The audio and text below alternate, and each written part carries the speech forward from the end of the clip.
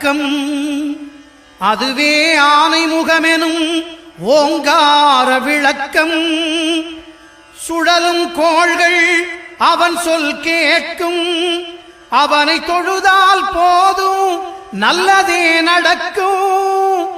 ஆனைமுகனை தொழுதால் நவக்கிரகங்களும் மகிழும். நல்லதே நடக்கும், நல்லதே நடக்கும்.